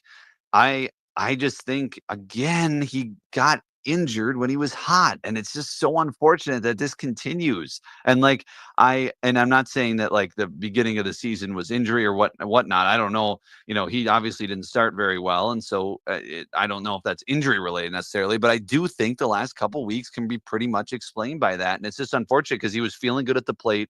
He was, he made some adjustments, especially on that road trip, that Philly road trip that he talked about, and said he was working with all the hitting coaches and trying to make adjustments. He did. And then unfortunately, it might've been the road trip before that, because he got hurt. He got hit. That was the Pittsburgh series, because he got hit in the Phillies series. So he got hot Pittsburgh when, that homestand against the Boston Red Sox, walk-off grand slam and everything like that. So that was, he was hot then, and then he gets hit in Philly, and he comes back and he plays well for a couple of games there in Cincinnati. And then unfortunately he's kind of went back to what he was like before the hot streak. And I think it is very telling that they went on their 8-game winning streak when Christian Yelich was basically hitting the best he's hit all season. I think as Christian Yelich goes, this team goes. I mean, you look at the middle of that lineup yesterday, that Yelich, Contreras, Hoskins 3, they're 1 for 13. That was the reason they didn't score the 8 runs, really. I mean, when you look at it, those guys were up with guys on base with chances and opportunities, and they didn't come through, unfortunately. So I think it is so clear that when Yelich is hot, this team is such a different offense. And that's partly because the guys around him hit better, because you're pitching to those guys differently, because Christian Yelich is on deck and he's hot and things like that. So hopefully he can turn it around, but I do wonder how much that wrist is still bothering him, even though he's in the lineup. Hey, Hunter, I want to go back a couple of days. We talked about Miz coming up and the game that he had in his debut with the Brewers. But the other storyline in which I want to throw a parade for Matt Arnold, was the Aaron Savali thing, where when he was told he was going to have to go to the bullpen, he turned around and said, yeah, okay, fine, but I want to trade because the quote was something like, I want to go someplace where I do what I do best, meaning I'm a starting pitcher. And the Brewers accommodated him and shipped him to the White Sox. So happy get what you want day, Mr. Savali, because now you're going to one of the worst teams in baseball. I just thought it was a great move by Matt Arnold, one, and maybe I'm reading too much into this, to say, you want to trade. We don't need a cancer within the organization because of your attitude. We're going to ship you. But then I also want to let everybody else know that just because you want to be shipped doesn't mean you're going to get to one of these marquee teams. You end up at a team maybe like the White Sox or the Colorado Rockies. I just thought it was a great move by Arnold. It is fascinating, and you wonder how much of that went into it. I think partly they got the return. You weren't, once Savali requested the trade, okay, then the Brewers want to trade him. Maybe the value goes down a little bit. And Aaron Savali hasn't been great this year. He's only made, a handful of starts this year anyway. You weren't going to get a big haul for him back. I think Vaughn is a fine player to get back, obviously not having a good season this year, but he's been okay during his, his run, about 20 home runs this season. And you want that power bat, but I don't think he's necessarily going to be, up here anytime soon with how Hoskins and Bowers and the first base position is set. So they want to get him on track offensively in the minor leagues. But yeah, that was well done. I mean, that was quick. He requested the trade, and 24 hours later, he's a Chicago White Sox. So that went pretty fast. And like you said, it's fascinating that he went to that team. It's kind of become, Brewers South over there. They've gotten Vinny Nice. Capra, Tyler Alexander, Aaron Savali. I do think that it works out for Savali. If he pitches well over the next couple months, they'll probably flip him and he goes to a contender. Mhm. So if he pitches well, they'll probably get a prospect or two back for him, as they'll most definitely be sellers at the trade deadline. I think we can all say that. So I think that's kind of where that went. But I am curious. The Brewers also, this was just announced that Eddie Rosario, he was on the AAA team for a while. The Brewers signed him about a month ago. He has opted out. He is now a free agent. So he was doing pretty well too in AAA, but clearly they didn't want to, bring him up here, and he had no options when he would. They acquired Drew Avens, who's making his Brewers debut today, in left field instead. And so they opt to go him on the roster. Daz Cameron right now is on the paternity list. We'll see if Cameron has a future when he comes back from that. If Avens takes that spot, who knows? But Avens is going to be in left field today, and he was acquired from the A's, and Eddie Rosario is now a free agent. Hunter, with the acquisition of Vaughn, do we think that potentially now the Brewers, in shoring up, at least we hope, shoring up first base, that maybe one of those elements could go at the trade deadline to help bring in, I would say, either pitching or a bat? In this case, I think more of a bat than anything else. But could that be a potential prospect to find on the trading block? It could be. I think it's by getting him, you could say that maybe Bowers or Hoskins is more expendable, but I don't think you're trading Hoskins if you're in it. I think you keep him. And then Jake Bowers, there was rumors that maybe they're listening to trading calls on him, but he's having a pretty good season for his role. And and Vaughn is not. So I wouldn't see them trading Bowers and bringing up Vaughn really anytime soon. If Bowers somehow doesn't hit well over the next month or so, then maybe they have a decision to make there, and then maybe they listen to offers there. But Vaughn's pretty blocked, really, when you look at this team and look at all the options this team has at first base, even in AAA.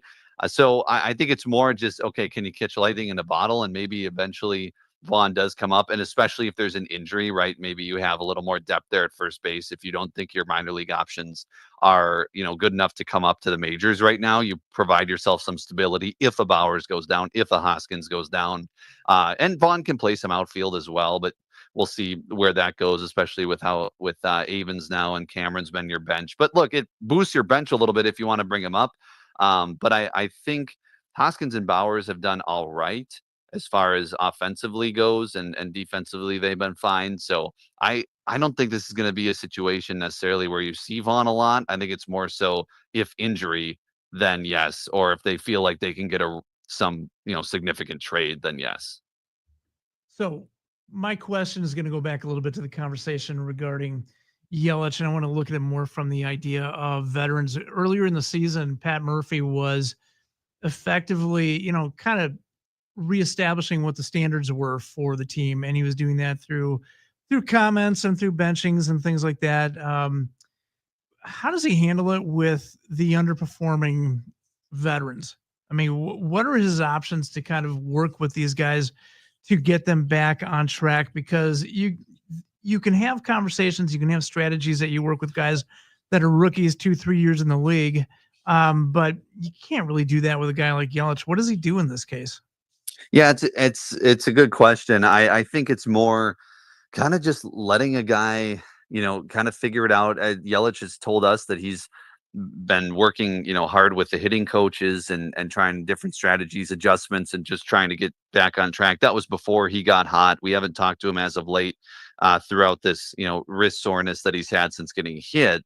But overall, Pat Murphy's been, it's sure he talks to him a little bit, but I think mostly it's they know, and at a certain point, veterans are, they know what they do best, and they can hopefully turn it around themselves. And you just hope that, and you just kind of trust that they're going to go back to the, back of the baseball card, so to speak. William Contreras is another guy like that who has not had as good as a year this year compared to previous years. And I think partly that obviously is a finger, but he told us actually last night that his finger is feeling better. So, and he hit a home run last night. So I think there's some direct correlation there too. I think part of these, part of it is, and we, I remember talking about it, Pipe, with you and Tim Allen in spring training. We didn't want to call it a year of the injury, but boy, oh boy, it's hard not to at this point. It really is. I mean, when you look at who is underperforming, when you look at what who has struggled at times and why, a lot of it can be attributed to injury. Now, have guys also just underperformed who they are? Yeah,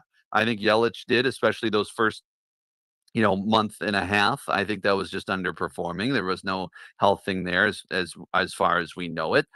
He had the back surgery last year. Obviously, they wanted to protect him. They didn't put him in the field as much in the first couple of months, and still haven't. He's been the main DH guy. But William Contreras is underperforming, and he's playing through a broken finger. Now, he also did last year, so you got to keep that in mind. But it was more of a deal this year, and they were putting extra padding in his glove and everything like that this year. So I think it was a little bit more of a big deal. But as far as Pat Murphy, I think with the veterans, I think it's more so just, letting the coaches work with him, and he says words if he needs to. It's a 1:10 first pitch at American Family Field between the Brewers and the Cardinals. Hunter, thank you as always for jumping on the program and breaking things down. Now run up front, go get yourself a cooler before they give them all out so you can get back up and watch the game. And join Hunter, Pipe Bomb, and the franchise here after the game. Make the switch as they'll break everything down once the Brewers-Cardinals game has concluded. Hunter, say happy Father's Day to your dad. Have yourself a great Sunday. Will do. Same to you guys. Thank you. All right. Hunter Baumgart joins us on the NicoletLaw.com talk and text line. We get to a break. Want to bring in the discussion once again about this house settlement with regards to college sports, the book of Pipe Bomb, before we get out of here. And that leads us into Packers Prime with Doug Russell. That will be at the top of the hour. It's Wisconsin Sports Sunday right here on The Game.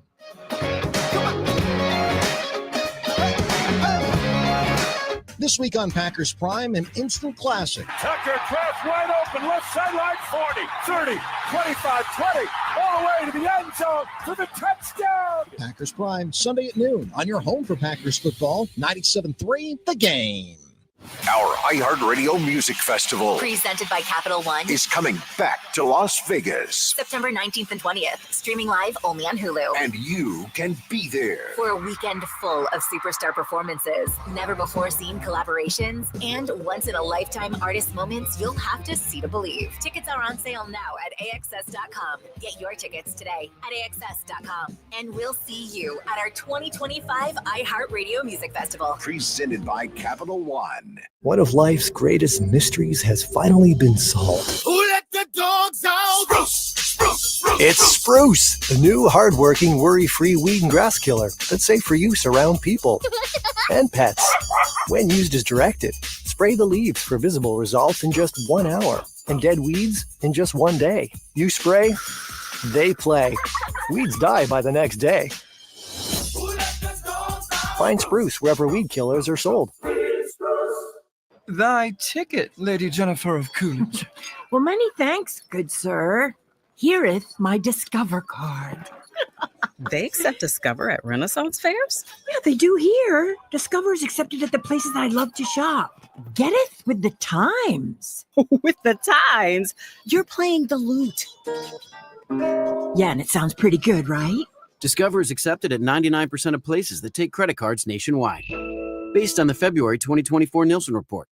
Craving a turkey sandwich? Start with Kraft Real Mayonnaise, made with eggs from right here in the Midwest and whipped velvety smooth. Taste the difference in potato salad and tuna casserole too. Kraft Real Mayonnaise. Real good ingredients, real good taste. Meta AI is the personal AI that's tailored to you. Now with its very own app. It's built to get to know you, offering helpful answers and inspiration. If you're looking for something to add to your bucket list, Meta AI goes beyond traveling the world. It remembers you're a basketball fan and suggests you attend one of the playoff games. Just start typing or speaking to get the answers you need, wherever, whenever, because Meta AI is your personal AI. Download and try the app today. Now available on the Apple App Store or Google Play. Millions of Americans take medicine like Ozempic and Zepbound. Many of them are overpaying by thousands of dollars a year. These GLP-1 medications for diabetes, weight loss, and more may not always be covered by your insurance, but GoodRx can help. GoodRx helps you save every month on prescriptions at over 70,000 pharmacies nationwide. Best of all, it's free to use. Check GoodRx to save on GLP-1s. Just go to goodrx.com/GLP. That's goodrx.com/GLP. GoodRx is not insurance, but can be used instead of insurance, including Medicare and other federal and state-funded programs. The Fox 6 weather experts are presented by AdventKnows.com. Partly sunny skies today with a slight chance of an isolated shower, especially inland away from the lake.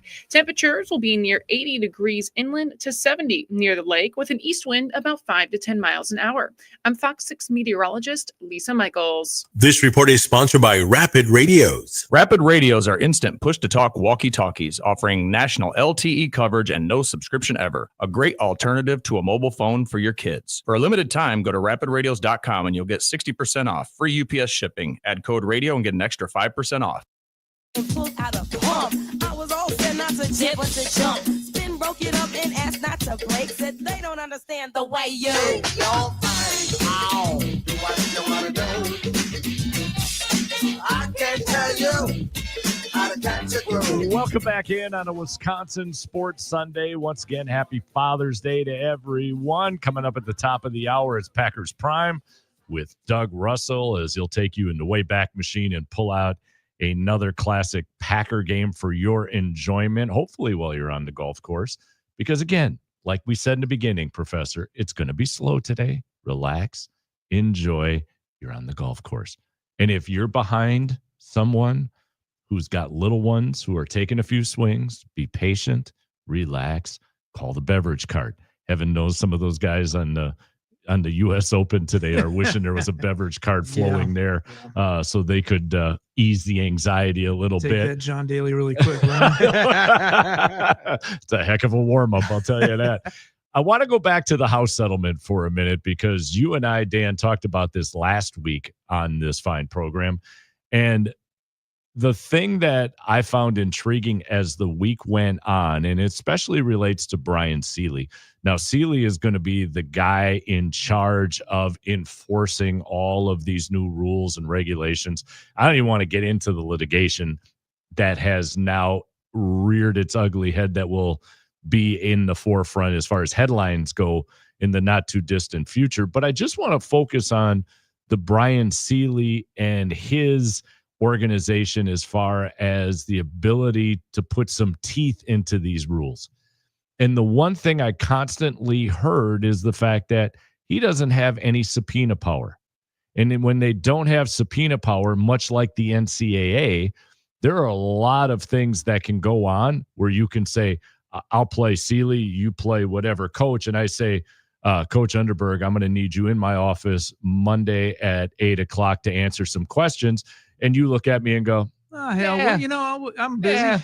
Yeah. I'll try to get there as soon as I can. I How got about that, all right? breakfast and I got to a take the thing and a kids to thing school. and, Right. You know, we got practice and stuff. So when you don't have, in essence, that subpoena power, and I'm just using that one element of everything, how much can you actually do? How can you bite in and have anything substantial to hold people's feet to the fire? Because all the universities right now have stepped up and said, oh yes, we love the rule changes. We're going to abide by the rule changes. And as they're talking about that, somebody is behind the scenes trying to figure out how to break those rules, because that's just what happens, whether we're talking college, pro, you name it.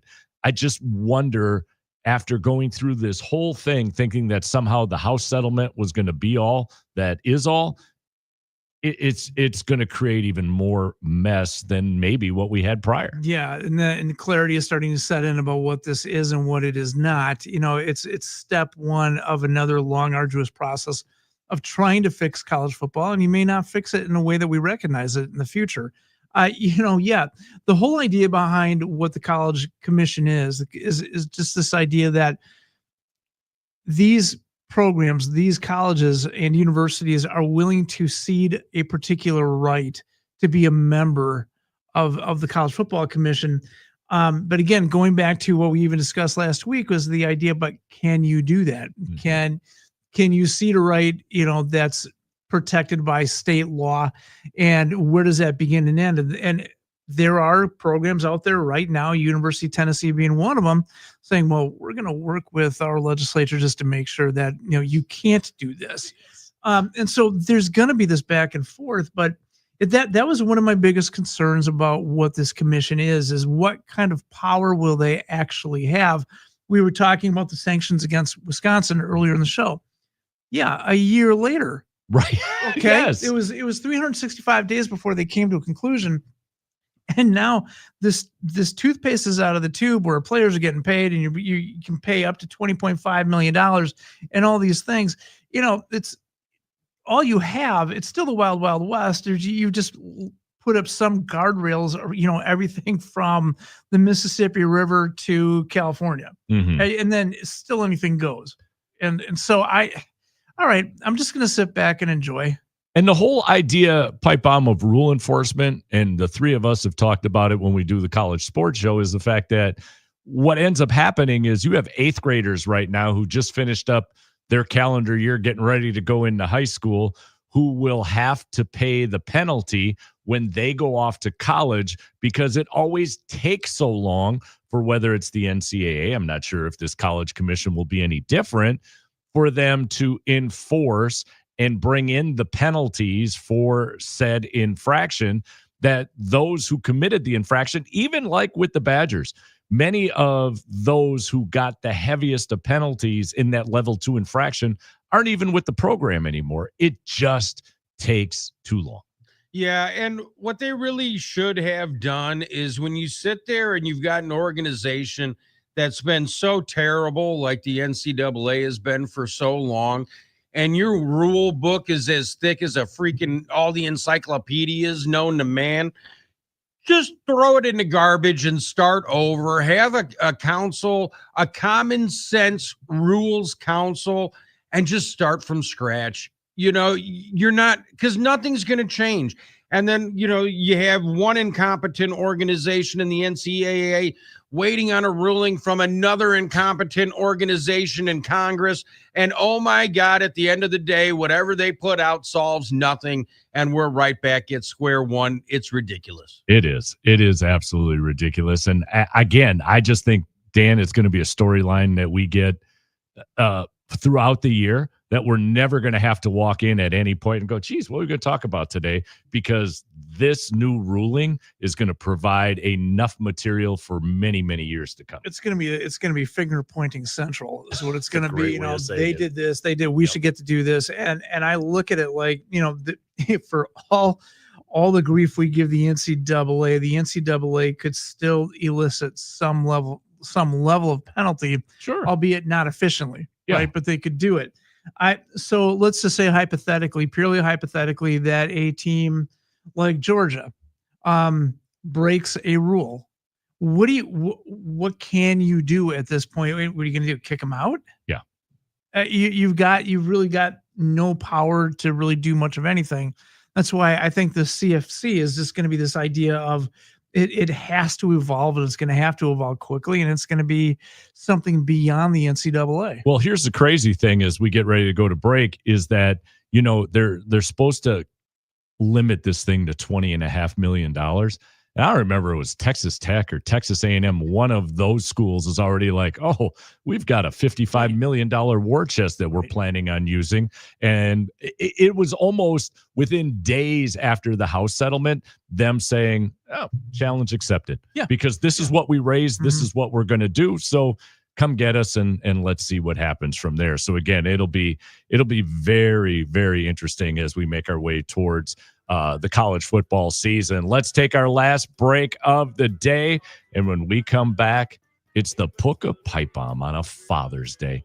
What very better special Father's on Day a edition. very special Father's Day edition? It's the Book of Pipe Bomb, and he'll do it next. Wisconsin Sports Sunday here on The Game. Don't you sweat it. Everything is waiting inside for you. You know I got it. Come and get it. Who's your daddy? Who's your baby? Westwood One Sports presents this special report on the 125th U.S. Open Golf Championship. Sam Burns has the 54-hole lead at a major for the first time in his career. At 4 under, he's one better than J.J. Spaun and Adam Scott. For Spaun, the 34-year-old with one win on the PGA Tour, it's a welcome opportunity. A year and prior, I couldn't even get into these tournaments.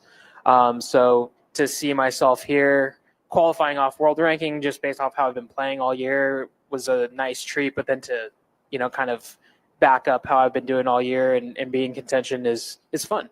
Spaun is out with Victor Hovland at 2:04 Eastern Time. The final pairing on Sunday, Sam Burns and 44-year-old Adam Scott, they'll tee it up at 2:15 Eastern. With this U.S. Open report, I'm Whit Watson, Westwood One Sports. Are you living with dry AMD? If so, you could be on the road to geographic atrophy, or GA, a condition that leads to retinal cell death and permanent vision loss. But with Izervay, you can slow it down and get it going slower. Izervay slows GA progression by targeting a key source of retinal cell death, which may help preserve your vision longer. Izervay, or Avastin Captive Pagel, is a prescription eye injection used to treat GA. Don't take it if you have an infection or active swelling in or around your eye. Izervay can cause eye infection, retinal detachment, or increased risk of wet AMD. Izervay may temporarily increase eye pressure. Your vision may be impaired after an eye injection or exam. Don't delay. Ask your doctor about Izervay today. Izervay gets GA going slower. Visit Izervay.com. That's IZERVAY.com. Paid for by Astellas Pharma.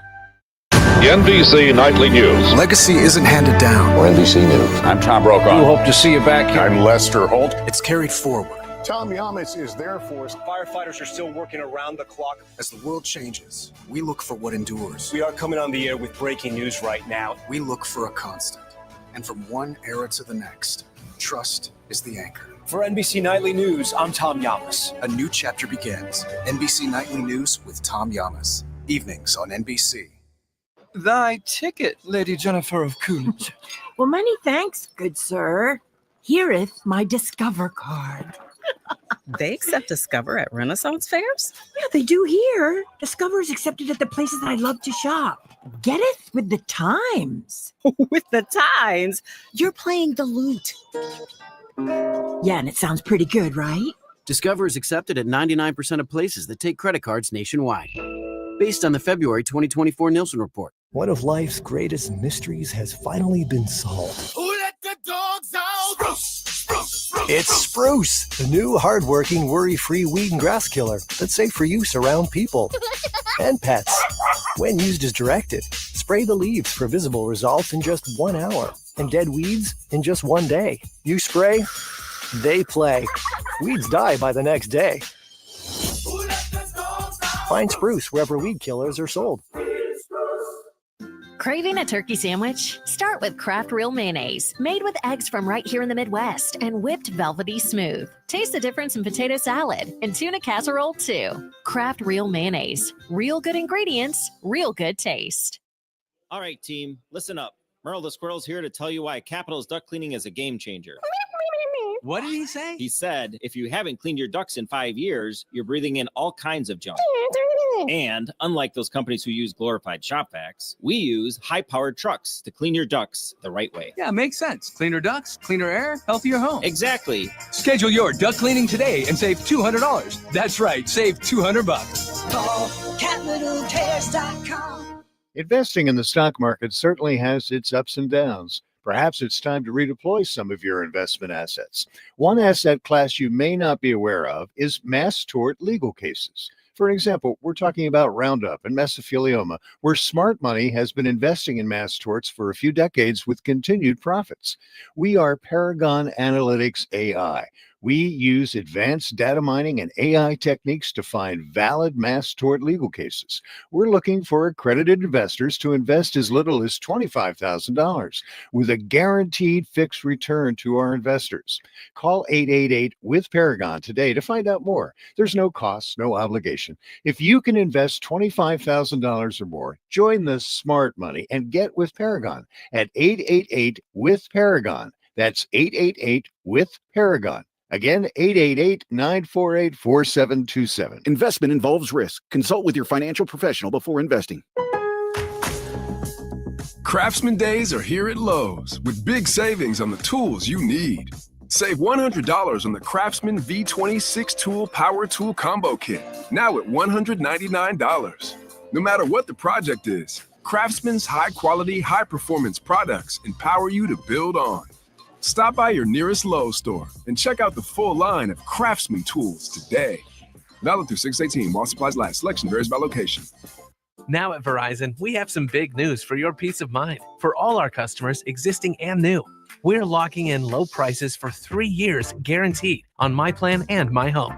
That's future you peace of mind. And everyone can save on a brand new phone on My Plan when you trade in any phone from one of our top brands. That's new phone peace of mind. Because at Verizon, whether you're already a customer or you're just joining us, we got you. Visit Verizon today. Price guarantee applies to then current base monthly rate. Additional terms and conditions apply for all offers. When you're trying to find quality candidates, all the searching, screening, and interviewing can become a job itself. You need Indeed, the all-in-one platform that makes it easy to interview, screen, and hire quality people. Visit Indeed.com/credit. In a garden of freedom, don't you know that I'm loved? Welcome back in. It's Wisconsin Sports Sunday, a Father's Day edition here on the game. And as we always do, we close things out with the profound words of the Polish pipe bomb. It's time for the book of pipe bomb, Jeffrey. Go get them. All right. Well, happy Father's Day to all the good fathers out there. If you don't fit in that category, make this the year you change that and become a good father instead of a scumbag. Enjoy it while your dads are still around. I miss mine, all the time, especially on days like this. So enjoy it. Now, all that said, to all you young fathers out there, I remember, back in the day, my wife would be like, hey, what are you doing for Father's Day? Why don't you take the kids to the zoo? And I was an idiot. And I did. and then finally, I'm like, hey, man, I do that all the time.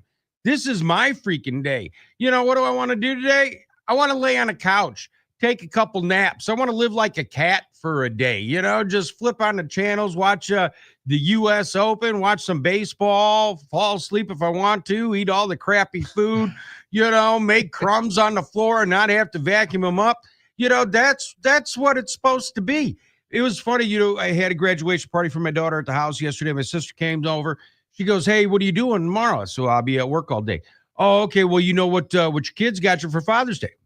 Yeah. My wife bought me the things that were on her list that she didn't get for Mother's Day.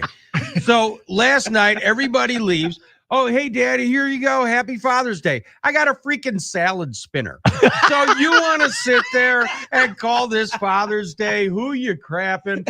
You know, what a joke, man. We get ripped off all the time. I got a freaking salad spinner. Are you kidding me? But, you know, again, happy Father's Day, everybody. Hopefully your day's a hell of a lot better than mine. That's why I'm happy that I'm at work all day long. Can you see Jeff with a salad spinner? Oh my goodness, that is so awesome. And that's 100% true. No lie on that one, man.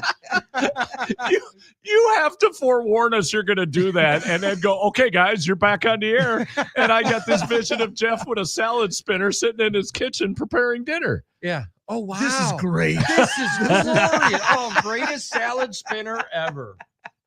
Unreal. Oh my goodness. Unreal. So on this Father's Day, there is That was a very special a ton of sports to sit down and watch. As we noted, the U.S. Open, we talked about that earlier. The Brewers with a 110 pitch at American Family Field, trying to take the series from our beloved enemies to the Southwest, that being the St. Louis Cardinals.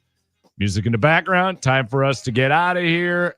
For the dads, the professor, Dan Underberg, the Polish Pipe Bomb, Jeff Orlowski. I'm Don Wachillis. Have a great Father's Day. Have a great week.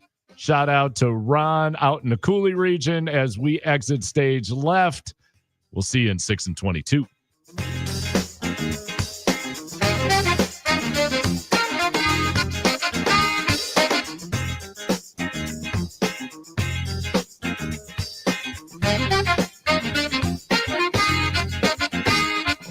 Man, that was amazing.